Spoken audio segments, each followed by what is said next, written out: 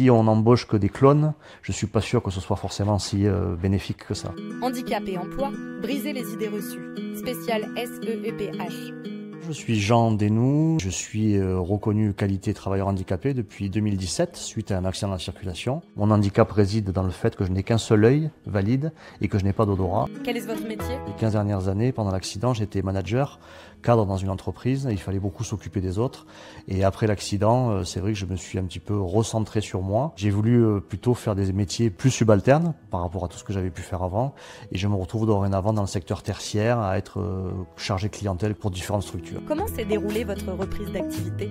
Lorsque je suis sorti des hôpitaux, je suis revenu à mon travail en qualité de travailleur en mi-temps thérapeutique, bien validé par la médecine du travail.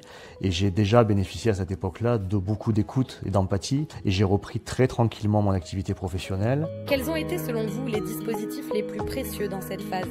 Une fois que j'ai quitté l'ancienne entreprise, je me suis retrouvé comme tout salarié chez France Travail et j'ai pu bénéficier d'un accompagnement assez extraordinaire de Cap Emploi qui m'a permis de pouvoir répondre à toutes mes interrogations et m'a notamment aidé à créer une société de vente d'huîtres. Ce qui n'avait strictement rien à voir avec ce que je faisais avant, mais c'était un petit rêve que j'avais derrière le coin de ma tête. Qu'aimeriez-vous que les recruteurs comprennent mieux lorsqu'ils accueillent un candidat en situation de handicap?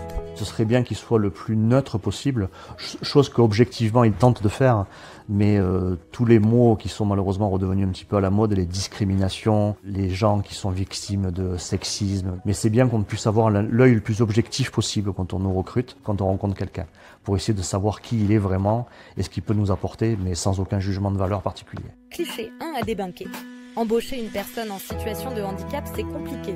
Parce que c'est compliqué, si c'est d'un niveau légal, c'est faux, puisqu'au contraire, il y a plein d'aides financières et sociales pour que les employeurs payent moins de charges.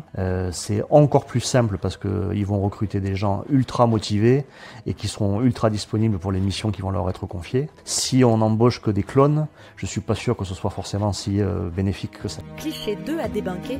Les aménagements coûtent trop cher aux entreprises. Je ne suis pas sûr parce que à partir du moment où chaque collaborateur se retrouve épanoui dans son milieu professionnel, au contraire, il va être très rentable pour une entreprise et c'est pas parce qu'il y a des frais de fonctionnement éventuellement supplémentaires que ça doit coûter fortement à une trésorerie de structure. Et si vous deviez convaincre un dirigeant à recruter une personne en situation de handicap? Quel serait le risque de ne pas m'embaucher? Dites-moi concrètement qu'est-ce que je ne pourrais pas vous apporter, excepté beaucoup de convictions. Justement, le fait d'être sorti de certaines situations a priori irréversibles, je suis là devant vous, frais, disponible et bien décidé à relever avec vous les challenges que vous allez me proposer. Regardons-nous tous et toutes normalement.